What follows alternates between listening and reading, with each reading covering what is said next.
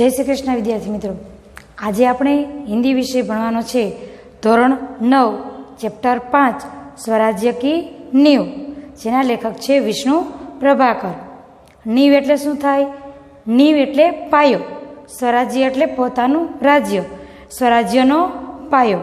આપણે ટૂંકમાં લેખક વિશે માહિતી મેળવી લેશું, ત્યાર પછી આપણે પાઠનો સાર જોઈ લેશું। विष्णु प्रभाकर का जन्म मुजफ्फरपुर जिले के मीरनपुर गांव में हुआ था। इन्होंने प्रारंभिक शिक्षा अपने गांव में और उच्च शिक्षा हिसार में प्राप्त की थी। विद्यार्थी मित्रों, पुस्तक साथे लईने बेसजो अने हूँ जे वाँचूँ ते साथे वाँचता जजो अने शब्दोना अर्थ पण ध्यानथी जोता जजो। पेन्सिल साथे राखवी तो लखी शकाय, कोई शब्दना अर्थ छे ते तमारे लखवा होय तो तमे लखी शको, तो सरळताथी पाठ वाँचती वखते समजमां आवी शके। कई वर्षों तक पंजाब सरकार की सेवा करने के बाद सन 1974 से ये दिल्ली आ गए और तब से दिल्ली रहकर पूर्ण समय के लिए साहित्य सेवा में लगे हैं। आपने कहानी, उपन्यास, जीवनी, नाटक, एकांकी, संस्मरण और रेखाचित्र आदि विद्याओं में पर्याप्त मात्रा में लिखा है।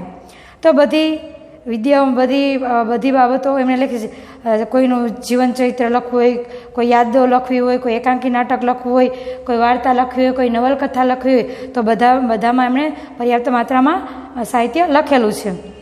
आपकी प्रमुख रचनाएं ढलती रात, स्वप्नमयी उपन्यास है, संघर्ष के बाद कहानी संग्रह, नवप्रभात, डॉक्टर आबरनीव नाटक है, प्रकाश और परछाइयाँ, 12 एकांकी, अशोक एकांकी संग्रह, जाने अनजाने आयमना संस्मरण और रेखाचित्र है, आवारा मसीहा, शरदचंद्र की जीवनी आदि। विष्णु प्रभाकर की रचनाओं में प्रारंभ से ही स्वदेश प्रेम व राष्ट्रीय चेतना और समाज सुधार का स्वर प्रमुख रहा है। तो विष्णु प्रभाकर पोतानी रचनाओं शू वधारे कई बाबतों पर महत्व राखे छे? तो पोताना देश प्रत्येनो प्रेम भावना, राष्ट्रीय लोकोमां राष्ट्रीय एकता, राष्ट्रीय जागृति जगावी, समाज सुधारवानुं, आ बधी बाबतों तेमनी रचनाओं प्रमुख मुख्य होय छे। स्वतंत्रता प्राप्ति के बाद आपने आकाशवाणी के दिल्ली केंद्र में नाटक निर्देशक के पद पर काम किया। बाद में स्वतंत्र लेखन को अपनी जीविका का साधन बना लिया। आपका समस्त साहित्य मानवीय अनुभूतियों से जुड़ा हुआ है। आपकी रचनाओं में रोचकता एवं संवेदनशीलता सर्वत्र व्याप्त है तथा भाषा सहज व सरल है। हवे पाठनी अंदर शुं बताववामां आव्युं छे ते जरा जोई लईए, पछी आपणे पाठनो सार जोईए। प्रस्तुत एकांकी स्वराज्य की नींव में प्रथम स्वतंत्रता संग्राम 1857 में लक्ष्मीबाई के त्याग और संघर्ष का वर्णन किया गया है। तो लक्ष्मीबाई, राणी लक्ष्मीबाई, आ पात्र खूब ज आपणा माटे जाणीतुं छे, भणवामां पण आवे छे। आपणे आना विશે सिरियलो पण वच्चे आवती हती राणी लक्ष्मीबाई विશે, अने बधा ज अमने ओळखे छे। तो राणी लक्ष्मीबाई त्याग और संघर्ष का वर्णन किया गया है पाठनी अंदर। तो राणी लक्ष्मीबाई छे पोताना जीवन दरमियान केवा केवा कार्यों करे छे अने कई रीते स्वराज्य मेळववा माटे कोशिश करे छे ते अहींया बताववामां आव्युं छे। अने स्वराज्य न मळे, आगळ आवे छे, स्वराज्य न मळे तो कई नहीं, परंतु स्वराज्य न मळता पछी शुं ए कार्य करी शके छे, केवा विचारो छे। स्वराज्य न आपणा संघर्ष करवा छतां जो स्वराज्य नथी मळतुं तो आपणे शुं करी शकीए ए आगळ वांचीने जरा जोई लईए। स्वराज की नींव रखने में स्त्रियों की महत्वपूर्ण भूमिका रही है। स्वराज्यनो पायो नाखवामां स्त्रीओनुं पण महत्वपूर्ण कार्य रह्युं छे।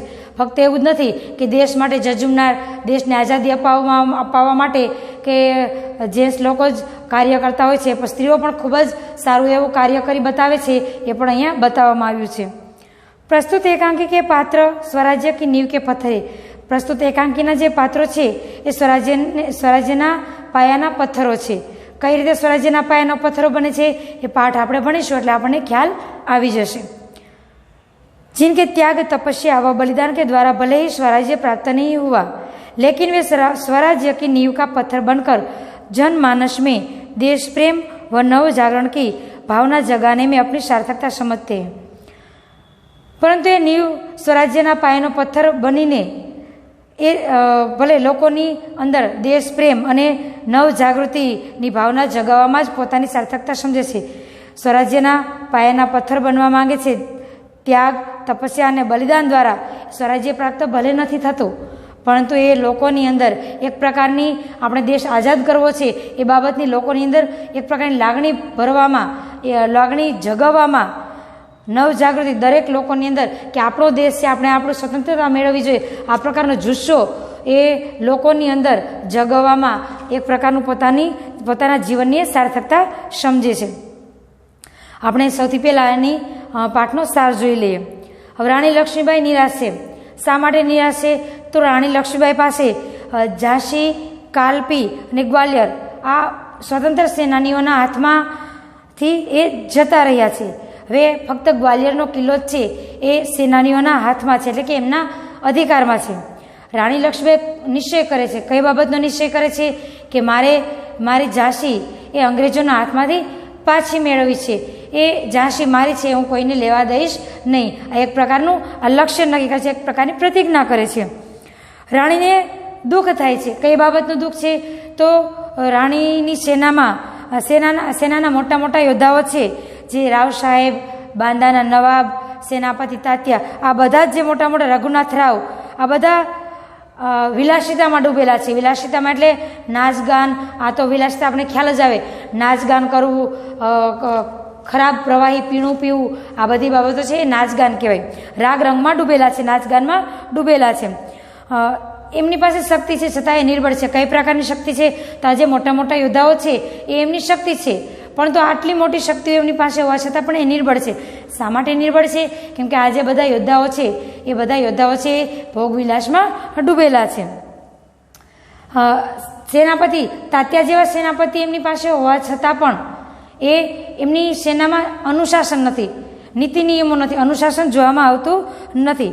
જો અત્યારે જ્યારે સમય છે જ્યારે યુદ્ધ કરવું પડે એવી સ્થિતિની અત્યારે એવી સ્થિતિ થઈ આવી છે કે જ્યારે તે યુદ્ધની સ્થિતિ છે તો આ બધા લોકો શામાં ડૂબેલા છે?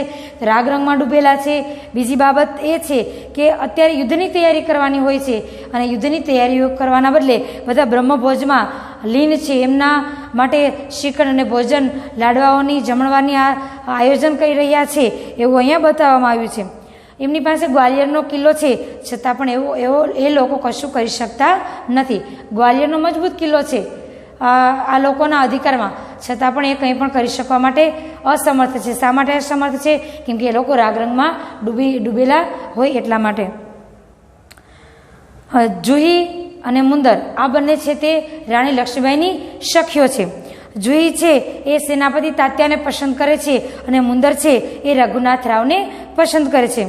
જુહી વિશે વાત કરીએ તો જુહી એક નર્તકી છે અને એ દેશ માટે નાચવા માટે તૈયાર છે. દેશ માટે એટલે દેશની આઝાદી અપાવવા માટે, એ દેશ માટે કશું કરવા પણ તૈયાર છે.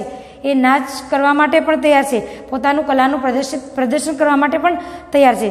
પરંતુ એ વિલાસ પ્રિયતામાં ડૂબેલા લોકો માટે નાચગાન કરવા માટે તૈયાર નથી. જે લોકો વિલાસ પ્રિયતામાં ડૂબેલા છે, આપણે ટીવી સિરિયલોમાં જોતા જોઈએ છીએ, ખરાબ પ્રવાહી પીણું પીવું, નાચગાન કરવું, નાચગાનમાં વ્યસ્ત થઈને સમય વ્યતીત કરવો, અને એના માટે નર્તકીઓ નાચગાન કરવા માટે આવતી હોય છે. તો જુહી છે એ આ રીતે નાચગાન કરીને આ લોકોનું મનોરંજન કરવા માટે બિલકુલ તૈયાર નથી. પરંતુ એ દેશ માટે કંઈક કાર્ય કરવું પડે, દેશ માટે કદાચ બધા લોકોને ભેગા કરવા પડે આઝાદી માટે, કે આઝાદીની બધા લોકોની અંદર એક પ્રકારની જાગૃતિ લાવવા માટે. તો એ સમયે સ્ટેજ પર કોઈક જગ્યાએ આ રીતે દેશભક્તિના ગીતો માટે નાચગાન કરીને બધાને ભેગા કરવા પડે તો એ સમયે નાચગાન કરવા તૈયાર છે. પરંતુ વિલાસિતામાં ડૂબેલા લોકો માટે નાચગાન કરવા માટે બિલકુલ એ તૈયાર નથી. સ્વરાજ્ય માટે પોતાના પ્રિય પાત્રને પણ તરછોડી દેવા માટે તૈયાર છે.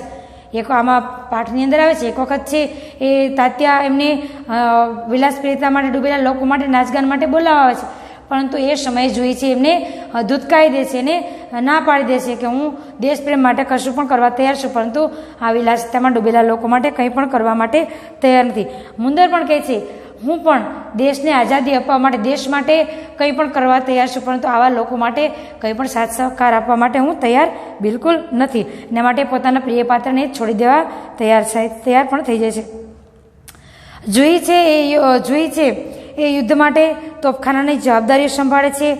રઘુનાથ રાવ તો રાણીની યુદ્ધમાં જનરલ રોજની સેના દ્વારા પેશવાની મુરારમાં જનરલ રોજની સેના દ્વારા પેશવાની હારના સમાચાર આપે છે. અને એ સાંભળીને રાણી કહે છે, એ તો ખૂબ જ સારું થયું, હવે પેશવાની આંખો ઉઘડશે. ઘણી વખત દેશ માટે કંઈ કરી શકે એવા યોદ્ધાઓ હોય એ બીજા રસ્તે ચડી ગયા હોય, અને જો બીજા લોકો ચડાઈ કરી દે અને થોડોક એમને આ રીતે હરાવી દે તો ત્યાર પછી લોકોની આંખો ઉઘડી જાય કે ના હો, આપણે ખોટા બીજા કાર્યમાં અટવાઈ ગયા, તો આપણે આપણું ધ્યાન રાખવું જોઈએ. લોકો ચડાઈ કરીને આ રીતે આપણને નાચગાનમાં વ્યસ્ત હોવા છતાં આપણે આપણા રાજ્યના ઘણો ભાગ એ લોકો છીનવી જતા હોય છે. ત્યાર પછી આંખો ઉઘડશે, રાણી આવું કહે છે. પરંતુ રાણી સેનાપતિને યુદ્ધ માટેની તૈયારીનો આદેશ આપે છે અને કહે છે કે જાઓ, હવે યુદ્ધ માટેની તૈયારી કરો અને ઝાંઝરના ઝણકારની જગ્યાએ હવે તોપોનો અવાજ થવા દો, તોપોનો અવાજ હવે સંભળાવવો જોઈએ, મતલબ કે યુદ્ધની તમે તૈયારીઓ કરવા માંડો. રાણીને ચિંતા થાય છે, એ વાતની ચિંતા થાય છે કે રાણીને લાગી રહી છે કે આ હવે તેમના જીવનનું અંતિમ યુદ્ધ છે. અંતિમ યુદ્ધ કેટલા માટે? કેમ કે હવે આ જો આ યુદ્ધ છે, યા તો એ જીતી જશે, અને જીતી નહીં જાય તો આ યુદ્ધમાં એ ચોક્કસપણે શહીદ થઈ જશે. આ એ પ્રકારનું યુદ્ધ છે, એટલા માટે કહે છે કે હવે મારા જીવનનું છેલ્લું યુદ્ધ હોઈ શકે. છેલ્લું યુદ્ધ જો એ યુદ્ધને જીતી જાય અને પોતાનું રાજ્ય જીતી જાય તો હવે પછી કોઈ યુદ્ધ કરવાની જરૂરત જ નહીં પડે, અને કદાચ યુદ્ધ રાજ્ય મેળવતા કદાચ શહીદ થઈ જાય તો પણ હવે પછી યુદ્ધ કરવાની કોઈ સંભાવના જ ના બચે. એટલા માટે કહે છે કે મારા જીવનનું આ છેલ્લું યુદ્ધ હોય એવું મને લાગી રહ્યું છે. અને ચિંતા એ વાતની છે કે યુદ્ધમાં એમની સેનાના યોદ્ધાઓ છે એ કલંકિત ન થઈ જાય. કલંકિત થઈ જાય કઈ બાબતે? તો માની લો, એક ઉદાહરણ આપી લો કે યુદ્ધ થતું હોય, યુદ્ધ સમય દરમિયાન ઘણી વખત બધા લોકો ઘેરી લે છે અને યોદ્ધાને હથિયાર નીચે મૂકવા માટે મજબૂર કરી દે છે અને એમના શરણમાં સ્થાન લેવાનું કહેવામાં આવે છે. મતલબ કે હવે તમે હારી ગયા, તમે અમારા શરણમાં છો. પરંતુ રાણી લક્ષ્મીબાઈ એવી ઈચ્છા ધરાવે છે કે યુદ્ધ લડતા લડતા શહીદ થઈ જવું છે. પરંતુ જો આવી પરિસ્થિતિ ઉત્પન્ન થાય, કોઈ યુદ્ધમાં આપણે કોઈના શરણે થઈ જવું પડે, દુશ્મનોના શરણે થઈ જવું પડે, તો આ એક પ્રકારની જાણે કે કલંક લાગી જાય. એટલા માટે રાણીને આ બાબતની ચિંતા થઈ રહી છે. બાળ ગંગાદાસ એક વખત કહેલું કે ફક્ત સેવા, તપસ્યા અને બલિદાનથી જ સ્વરાજ્યની સ્થાપના થઈ શકે છે. અને સ્વરાજ્યની સ્થાપના આ ઉપરાંત પણ સ્વરાજ્યની સ્થાપના માટે જમીન તૈયાર કરવી, ભૂમિ તૈયાર કરવી એ પણ ખૂબ જ મહત્વની બાબત છે. સ્વરાજ્યના પાયાનો પથ્થર બનવું. હવે યુદ્ધ લડતા લડતા જો શહીદ થઈ જાય, રાણી લક્ષ્મીબાઈ છે અને એમની સાથે એમના મિત્રો આ બધા છે, જુહી, મુંદરા ઉપરાંત આ જે બધા સેનાપતિઓ અને એમના યોદ્ધાઓ છે, જો એ બધા શહીદ થઈ જાય તો લોકોની માનસમાં એક પ્રકારની આપણે આગળ વાત કરી સંદર્ભમાં કે લોકોની અંદર એક પ્રકારની જાગૃતિ આવી જાય કે આ લોકો આપણા દેશને આઝાદ કરવા માટે શહીદ થઈ ગયા, તો આપણે કંઈક કરવું જોઈએ. અને આ શહીદ થઈ ગયા છે એ આઝાદી માટેના પાયાના પથ્થરો બની ગયા છે. આપણે મકાન ચણવું હોય, મકાન ચણી આપણે જોઈએ છીએ કે જમીનમાં ખાડો ખોદીને એમાં પાયો મૂકવામાં આવે છે અને એના ઉપર આપણે આ મકાન ઊભું રહે છે. એ રીતે આપણે આઝાદી શાના માટે ઊભી રહી શકે?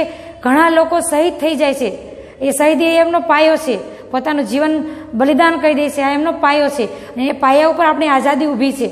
તો આ પાયાના પથ્થરો બનવાની વાત કરે છે કે અમે ભલે પાયાના પથ્થરો થઈ જાય, અમારા જીવતા આઝાદી ન મળે તો કંઈ નહીં, પણ જે પાછળ જે બચેલા લોકો છે એમને આ જોઈને, આ સાંભળીને લોકોની અંદર જાગૃતિ, ચેતના આવે એક પ્રકારની કે અમારે હવે અમારા દેશની આઝાદી માટે કંઈક કરવું છે. તો આ પ્રકારની એવો એમ કહે છે કે હવે આ પ્રકારની અમે કાર્ય કરી જઈએ. જુહી, મુંદર અને લક્ષ્મીબાઈ વગેરે સ્વરાજ્યના પાયાનો પથ્થર બનવા ઈચ્છતા હતા. તો આ રીતે પાયાનો પથ્થર બનવા ઈચ્છે છે, ભલે એમના રહેતા આઝાદી ન મળે તો કંઈ નહીં. હવે આપણે પાઠની સમજૂતી જોઈએ. પાત્રો છે લક્ષ્મીબાઈ, જુહી, મુંદર, રઘુનાથરાવ, તાત્યા, સેનાનાયક.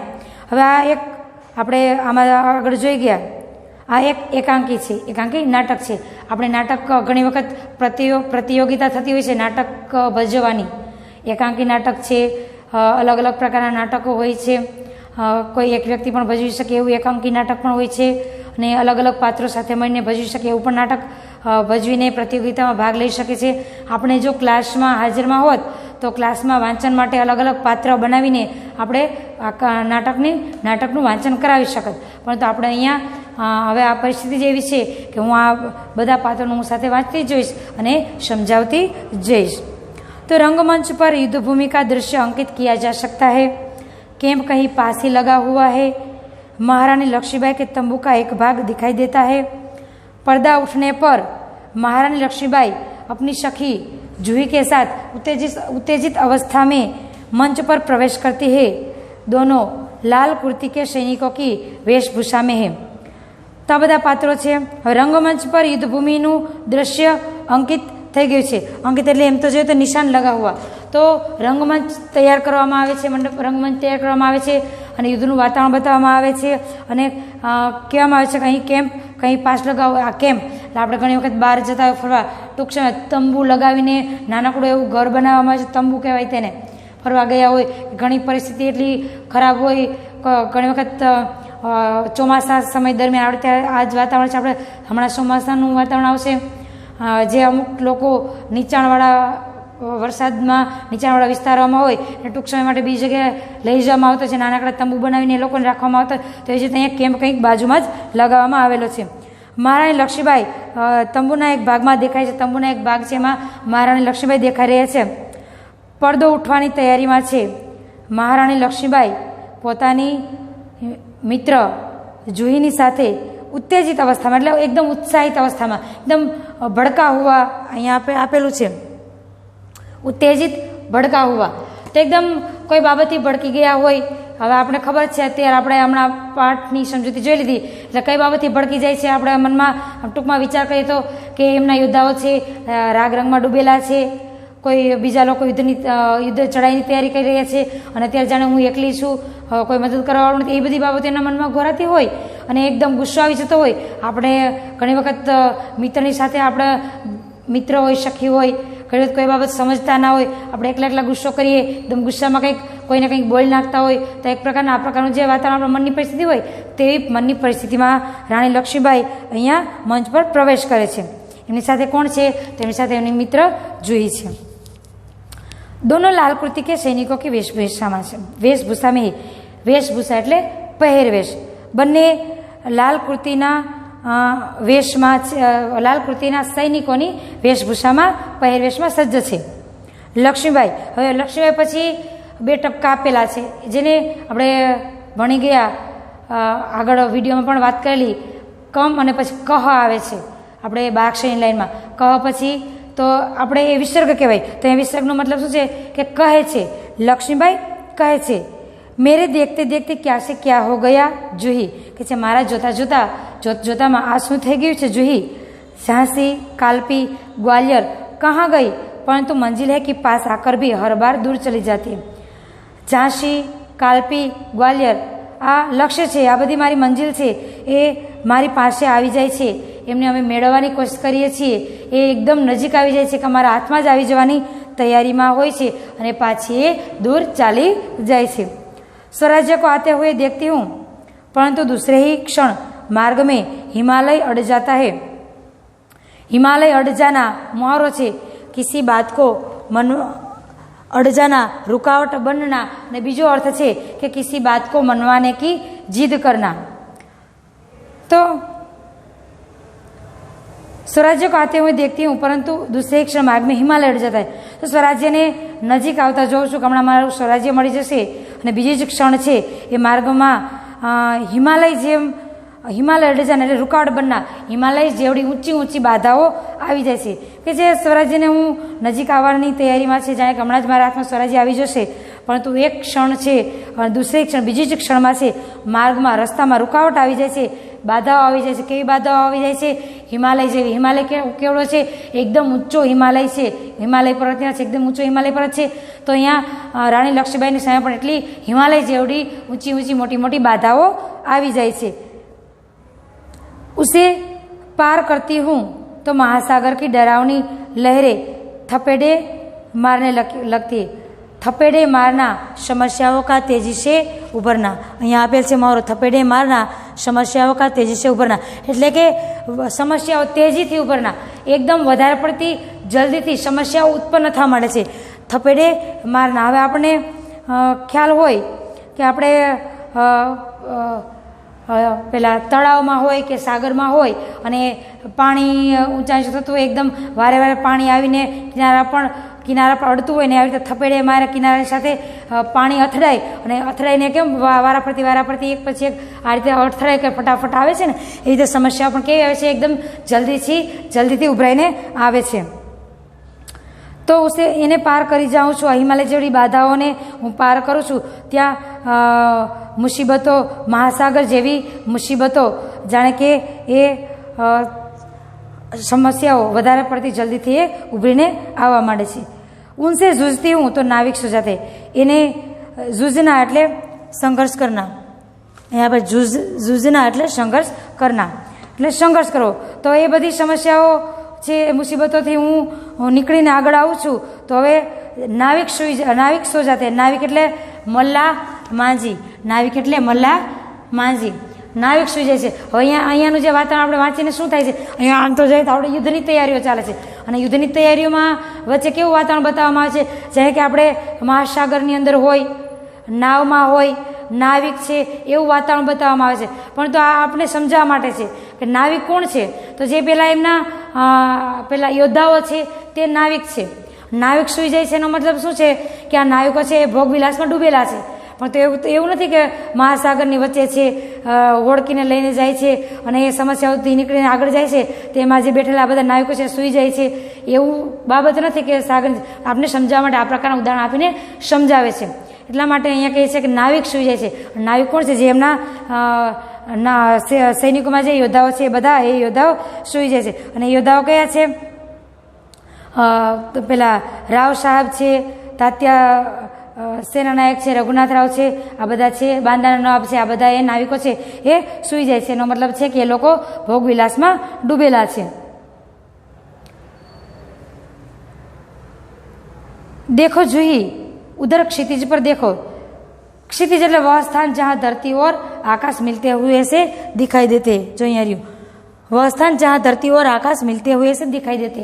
આપણે દૂર દૂર જોઈએ અને જે એક પાતળી રેખા દેખાય તે ક્ષિતિજ કહેવાય. જ્યાં આકાશ પણ ન દેખાય અને ધરતી પણ ન દેખાય તે જગ્યા, તે સ્થાન. કેસી લપલપાતી હોય, લપટે એટલે જ્વાલા, લપલપાતી એટલે એમ કહે છે કે જો કેવી લપલપાતી હોય જ્વાળાઓ ઉઠી રહી છે. સારા આકાશ ધૂમઘટાઓ છે છાયો, જે ચોમાસાનું વાતાવરણ હોય, પેલો વરસાદ વાવાઝોડું આવતું હોય એવું અહીંયા બતાવવામાં આવ્યું છે. બધા વરસાદ વાવાઝોડું, પ્રલય, આ બધી બાબતો રાણીના મસ્તિષ્કમાં, રાણીના મગજમાં, રાણીના વિચારોમાં આ બધી બાબતો ઉભરીને આવે છે. અને એ બધી બાબતો ગુસ્સો છે કે લડાઈ ઝઘડાનું, યુદ્ધની તૈયારીઓની જગ્યાએ આ લોકો વિલાસિતામાં ડૂબેલા છે. એટલા માટે કહે છે કે જો જોઈ કેવું વાતાવરણ થઈ રહ્યું છે. આખું આકાશ ધૂમ ઘટાવશે છે, આખું આકાશ છે ધૂમ ઘટાવશે છાયા હુઆ હે. તો આખું આકાશ જાણે કે કાળા ડિબાંગ વાદળાઓથી ઘેરાયેલું છે. કાળા ડિબાંગ વાદળાઓથી ઘેરાયેલું એટલે જાણે કે વરસાદની તૈયારી હોય, યુદ્ધની તૈયારીઓ છે. કાળા ડિબાંગ વાદળાઓ એટલે કે જાણે આ બધા યુદ્ધ કરવા માટેના બધા લોકો, આપણા દુશ્મનો છે, આપણા ઉપર ચડાઈ કરવા માટે જાણે તૈયાર થઈ ગયા હોય એવું વાતાવરણ છે. જાણે કે હમણાં જ વરસાદ વરસશે તો જાણે કે હમણાં જ આ લોકો યુદ્ધની ચડાઈ હમણાં ચડાઈ કરી જ દેશે, આવું વાતાવરણ છે. પ્રલય કી ભૂમિકા એટલે સર્વનાશ, જાણે કે વિનાશની તૈયારી હોય એવું લાગી રહ્યું છે. પ્રલય, સર્વનાશ, જાણે કે બધું જ સર્વનાશ થવાની તૈયારીમાં હોય એવું લાગ્યું છે. કોઈ યુદ્ધની તૈયારી, આપણે યુદ્ધની તૈયારી ન કરી હોય અને બીજા દેશના લોકો યુદ્ધ ચડાઈ કરી દે તો કેવું વાતાવરણ થઈ જાય છે, એ જાણે કે બધું જ સર્વનાશ થવાની તૈયારી હોય એવું લાગી રહ્યું છે.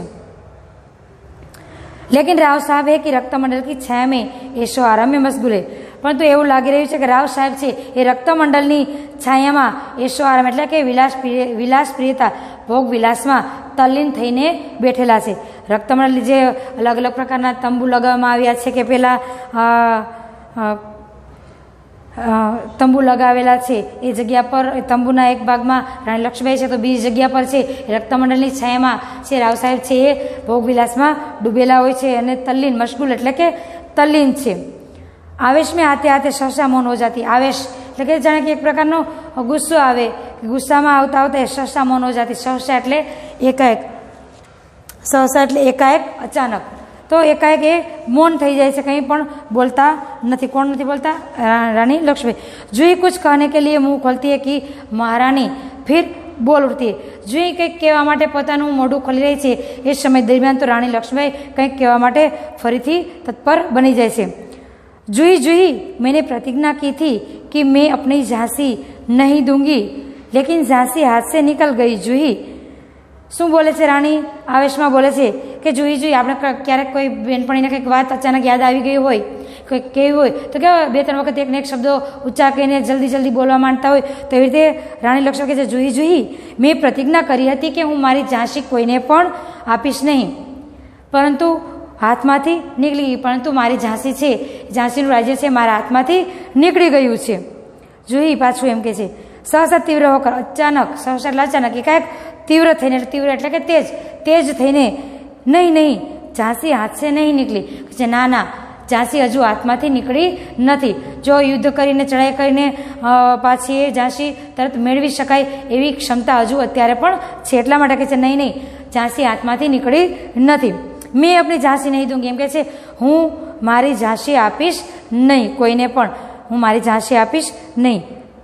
अकेली हूँ लेकिन उससे क्या, मैं अकेली ही झांसी लेकर रहूंगी. કે છે એકલી જ હું છું, કંઈ વાંધો નહીં, પરંતુ એનાથી શું થઈ ગયું? હું એકલી હોય તો પણ હું એકલી જ મારી ઝાંસી લઈને રહીશ. એ પોતે એકલી છે એવું શા માટે કહે છે?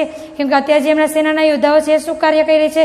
એ લોકો તો ભોગ વિલાસમાં રંગરાગમાં એ લોકો ડૂબેલા છે. એટલા માટે ઝાંસી રાણી લક્ષ્મીબાઈને એવું છે કે હું અત્યારે એકલી હોય એવું મને લાગી રહ્યું છે. ભલે હું એકલી હોઉં, પરંતુ હું એટલી ક્ષમતા ધરાવું છું કે હું મારી ઝાંસી હું મેળવીને જ જંપીશ. जूही कौन कहता है आप अकेली है? महारानी आप तो गीता पढ़ती है, फिर यह निराशा कैसी?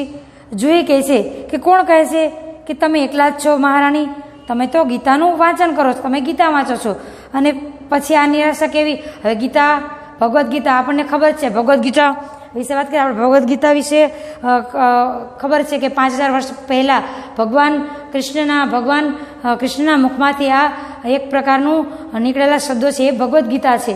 અને આ ભગવદ્ ગીતામાં આપણે કીધું જ છે કે ભગવદ્ ગીતામાં તમારા કોઈ પણ જીવનના પ્રશ્નો હોય એ પ્રશ્નનું નિરાકરણ તમને મળી રહે.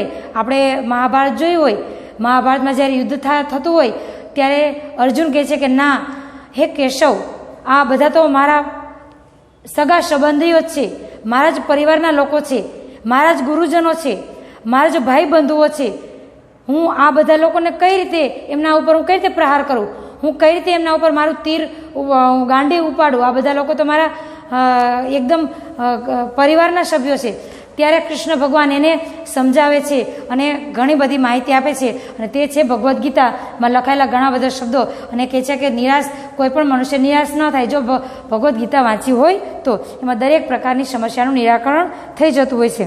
એટલે એવું નથી કે ચાલો મને કોઈ પ્રશ્ન છે, હું પાસ થતી નથી, કોઈ પણ સંજોગે મેં ખૂબ મહેનત કરી તો એનો ઉકેલ હું એમાં શોધી લઉં, એવો ઉકેલ નથી મળતો. પરંતુ વિચારવાની વાત છે કે કોઈ પ્રશ્ન હોય તો એનો નિરાકરણ આપણે કઈ રીતે લાવી શકીએ, તો એ બધી બાબતો એમાં સમજાવવામાં આવી છે. તો જે ભગવદ્ ગીતા વાંચતા હોય એ ક્યારેય પણ જીવનમાં નિરાશ થાય નહીં. લક્ષ્મીબાઈ કહે છે મેં નિરાશ નહીં હું. લક્ષ્મીબાઈ કહે છે કે હું નિરાશ નથી. मैं जानती हूँ कि मैं झांसी लेकर रहूंगी, लेकिन क्या तुम नहीं जानती कि उस दिन बाबा गंगादास ने मुझसे क्या कहा था? कि जो હું જાણું છું કે હું ઝાંસી લઈને જ રહીશ, પરંતુ તું જાણતી નથી કે તે દિવસે બાબા ગંગાદાસે મને શું કહ્યું હતું? जब तक हमारे समाज में छुआछूत और ऊंच नीच का भेद नहीं मिट जाता, तब तक हम विलासप्रियता को छोड़कर जन सेवक नहीं बन जाते, तब तक स्वराज्य नहीं मिल सकता. બાબા ગંગાદાસે એવું કહેલું કે જ્યાં સુધી આપણા દેશમાં, આપણા સમાજમાં છૂત અછૂત, અને છૂઆછૂત એ શબ્દ સમજાવી દો તમને. આપણે ગામડામાં રહ્યા હોય તો ગામડા બહુ સમય પહેલાંની વાત, બહુ પહેલાં આ છૂઆછૂતની સમસ્યા હતી. હવે તો આ બધી બાબતો ક્યાંય જોવા મળતી નથી. બહુ સમય પહેલાં ગામડામાં, હજુ પણ કોઈ ગામડામાં આવી વસ્તુ હોઈ શકે કે હરિજન લોકો હોય, આપણા ખેતરમાં કામ કરતા હોય, આપણી ઘરે આવ્યા હોય કંઈક માલ સામાન મૂકવા માટે, અને એને આપણે પાણી આપીએ તો આપણે આપણા વાસણમાં નથી આપતા, ઉચ્ચેથી એમના વાસણમાં પાણી આપીએ છીએ. ત્યાર પછી ચા કે એવું કંઈ આપવાનું હોય તો એના અલગથી વાસણો રાખ્યા હોય કે અલગથી વાસણો એને આપીએ છીએ, અને એ પોતાના વાસણો ચા પીને ધોઈને પાછા અમુક જગ્યા રાખી હોય ત્યાં મૂકી દે. આ છૂઆછૂત કહેવાય. અમે ઊંચી હલકી જ્ઞાતિના કહેવાય ને આપણે ઊંચી જ્ઞાતિના કહેવાય એટલા માટે આપણે એને અડકીએ પણ નહીં. આવું અમુક ગામડામાં કદાચ હોઈ શકે તો આવું હોય છે, એ છૂઆછૂત કહેવાય. અને ઊંચ નીચ અમીર ગરીબ અત્યારે આ બધી બાબતો ક્યાંક ક્યાંક અમુક જગ્યાએ જોવા મળે છે. હવે આપણે અહીંયા ક્યાંક હોટલમાં જમવા ગયા હોય, આપણે ગામડામાં એવું ના માનીએ કે આપણે આને અડી અને આમ છે તેમ છે, એમના હાથને આપણે સ્પર્શ. અહીંયા તો કેટલા કઈ જ્ઞાતિના લોકો રસોઈ બનાવે છે, ભોજન બનાવે છે, કંઈ આપણે પૂછવા કે જોવા જતા નથી. એમ સરસ મજાની વાનગી આવે છે ને આપણે સરસ આનંદથી જમી લઈએ છીએ. તો પહેલાં એવું હતું, અત્યારે આવું ક્યાંય જોવામાં આવતું નથી. તો એમ કહે છે કે બાબા ગંગાદાસે કહેલું, જ્યાં સુધી આપણા દેશમાં સમાજમાં છૂઆછૂત, ઊંચ નીચ, અમીર ગરીબ આ બધા ભેદભાવ મિટાઈ ન જાય, ભેદભાવ દૂર ન થઈ જાય, અને આ ઉપરાંત વિલાસપ્રિયતા છોડીને આપણે બધા લોકોના સેવક ન બની જઈએ, ત્યાં સુધી આપણને સ્વરાજ્ય મળી શકે નહીં. આપણે સ્વરાજ્ય મેળવવું હોય તો છૂઆછૂત આ બધા બાબતો છે, ઊંચ નીચની આ બધી બાબતો છે, તે ઉપરાંત બધા જે લોકો વિલાસપ્રિયતામાં ડૂબેલા છે એ લોકો વિલાસપ્રિયતા આ બધી બાબતો છોડીને લોકોના સેવક ન બની જાય. એટલે ગુલામ નથી બનવાનું, એટલે લોકોને પોતાના માટે દેશ માટે જાગૃત કરવાના છે, લોકોને આ માટે કંઈક કાર્ય કરવાનું છે. તો લોકોને આ બધા લોકોમાં વિશ્વાસ આવે એટલા માટે કહે છે કે લોકોના આપણે સેવક બની જવાનું છે, અને ત્યાં સુધી લોકોના સેવક ન બની જાય ત્યાં સુધી સ્વરાજ્ય મળી શકે એમ નથી. વહ મિલ શકતા હૈ કેવલ સેવા તપસ્યા और બલિદાન છે. આ પ્રશ્નમાં પણ આવે છે, પ્રશ્ન પણ છે, વહ મિલ શકતા હૈ, તો આ કઈ રીતે મળી શકે? ફક્ત સેવા તપસ્યા અને બલિદાન કરવાથી જ આ મળી શકે. जो કહે છે लेकिन महारानी उन्होंने यह भी तो कहा था कि स्वराज्य प्राप्ति से बढ़कर है स्वराज्य की स्थापना के लिए भूमि तैयार करना, स्वराज्य की नींव का पत्थर बनना. जो કહે છે लेकिन महारानी, એમણે એવું પણ કહેલું હતું કે સ્વરાજ્ય પ્રાપ્તિથી પણ વધારે મહત્વની બાબત છે, એમનાથી પણ ચડિયાતી બાબત હોય તે સ્વરાજ્યની સ્થાપના માટે એ ભૂમિ તૈયાર કરવાનું, એટલે કે જમીન તૈયાર કરવાનું. ભૂમિ તૈયાર કરના આધાર બનના, એટલે જમીન આધાર બનના. આપણે મકાન ચણવું હોય તો એનો આધાર તરીકે પાયો નાખવો પડે ને મકાનમાં. એમ આપણે સ્વરાજ્ય આઝાદી જોઈતી હોય તો આઝાદી એમને ન મળી જાય, આઝાદી માટે પાયો નાખવો પડે. તો એ પાયો નાખવાનું કાર્ય કોણ કરે?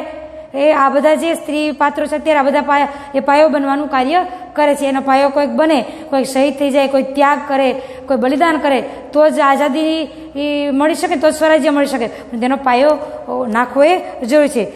ભૂમિ એના માટે ભૂમિ તૈયાર કરવી, એના માટે આ જમીન તૈયાર કરવી, એના માટે આ પાયો કોણ બની શકે? સ્વરાજ્ય की नींव का पत्थर, સ્વરાજ્ય માટે પાયાનો પથ્થર બનવું પડે. સફળતા और असफलता देव के नींव का पत्थर बनना, એટલે કે किसी खास कार्य की शुरुआत करना. नींव का पत्थर बनना એટલે કોઈ ખાસ કાર્યની શરૂઆત કરવી. આ ખાસ કાર્ય જ કહેવાય ને, દેશની આઝાદી મેળવવી છે, આઝાદી મેળવવી એ ખાસ કાર્ય કહેવાય, ખાસ જ કાર્ય કહેવાય. તો આ ખાસ કાર્ય કઈ રીતે શક્ય બને? આ ખાસ કાર્ય ત્યારે જ શક્ય બને જ્યારે એના પાયાના કોઈ પથ્થર બને તો જ. सफलता और असफलता देव के हाथ में है, लेकिन नींव के पत्थर बनने से हमें कौन रोक सकता है? वह हमारा अधिकार है. સફળતા અને અસફળતા દેવ એટલે ઈશ્વર, ભાગ્ય. સફળતા અને અસફળતા તો એ ઈશ્વરના હાથમાં છે, ભગવાનના હાથમાં છે, ભાગ્યની વાત છે. પરંતુ નીંવ કે પથ્થર બનને છે અમે કોણ રોક શકતા હે? પાયાનો પથ્થર બનવાથી આપણને કોણ રોકી શકે? એ તો આપણો અધિકાર છે. જોઈ આવું કહે છે. વિદ્યાર્થી મિત્રો, હવે આપણે આ જેટલું ભણ્યા છીએ તેના આપણે બે સવાલ જોઈ લઈએ. रानी लक्ष्मीबाई की चिंता का कारण क्या था? तो रानी लक्ष्मीबाई की चिंता का कारण था बहुत प्रयत्नों करने के बाद भी स्वराज्य उसके हाथ में नहीं आ रहा था. बाबा गंगादास ने रानी लक्ष्मीबाई से क्या कहा था? तो बाबा गंगादास ने रानी लक्ष्मीबाई से कहा था कि जब तक हमारे देश में छुआछूत, ऊंच नीच का भेद नहीं मिट जाता, तब तक विलासप्रियता को और जब तक हम विलासप्रियता को छोड़कर जनसेवक नहीं बन जाते, तब तक स्वराज्य नहीं. તો વિદ્યાર્થી મિત્રો, આ પાઠની સમજૂતી આપણે અહીંયા સુધી જોઈ છે. આગળના પાઠની સમજૂતી આપણે આગળના વિડીયોમાં જોઈશું. પ્રશ્નોત્તર પણ આગળના વિડીયોમાં આપણે કરીશું. Thank you.